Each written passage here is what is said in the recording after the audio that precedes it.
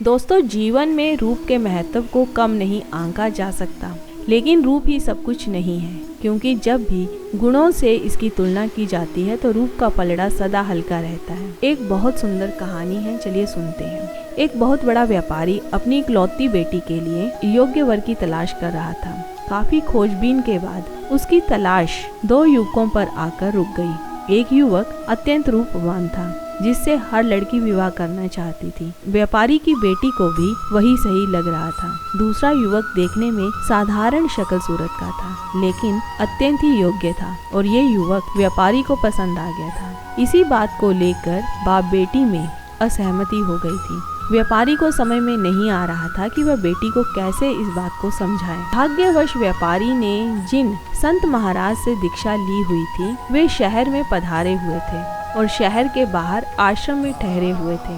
व्यापारी अपनी बेटी को लेकर उनके पास पहुंचा और सारी बात बताई। संत ने उनकी बात सुनी और कहा कि मैं तुम्हारी समस्या का समाधान कल करूंगा। तुम कल दोपहर में अपनी बेटी को लेकर मेरे पास आना, लेकिन तुम्हें दो काम करने होंगे। पहला, शहर की सीमा समाप्त होते ही वाहन को छोड़ देना और अपनी बेटी के साथ पैदल आना। दूसरी बात, तुम रास्ते में पीने के लिए जो पानी लाओ वह रतन जड़ित सोने की सुराही में लेकर आना। दूसरे दिन व्यापारी ने ऐसा ही किया। व्यापारी अपनी बेटी के साथ पैदल चल पड़ा। गर्मी के दिन थे और तपती दोपहरी में पैदल चलकर बाप बेटी की जान आफत में पड़ गई। उस पर जब उन्हें प्यास लगती तो सोने की सुराही का पानी ऐसा गर्म हो रहा था कि उनके गले न उतरता। दोनों किसी तरह आश्रम पहुँचे और निढाल होकर एक तरफ पड़ गए।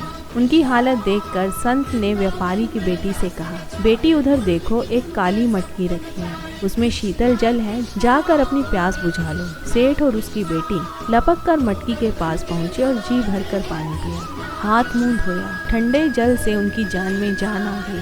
अब संत ने हंसते हुए कहा, देखो बेटी, तुम तो पीने के लिए पानी सोने की रतन जड़ित सुराही में लाई थी, जो कि बेहद ही सुंदर थी, लेकिन तुम्हारी जान में जान आई काली कुरूप मटकी के जल से।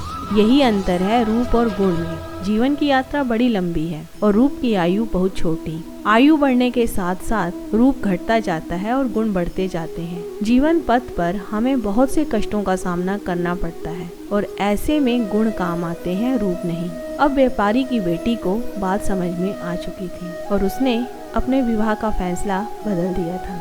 दोस्तों, हमारे वास्तविक जीवन में भी ऐसा ही होता है। इसीलिए तो कहते हैं कि जब इंसान की पहचान करनी हो तो सूरत से नहीं, सीरत से करनी चाहिए, क्योंकि सोना अक्सर लोहे की तिजोरी में ही रखा जाता है। आपको ये कहानी कैसी लगी कमेंट करके जरूर बताइएगा। फिर मिलेंगे दोस्तों एक नई वीडियो के साथ। तब तक खुश रहिए और खुशियाँ बांटते रहिए, क्योंकि जो हम दूसरों को देते हैं वही हमें दुगना होकर वापस मिलता है। Bye bye.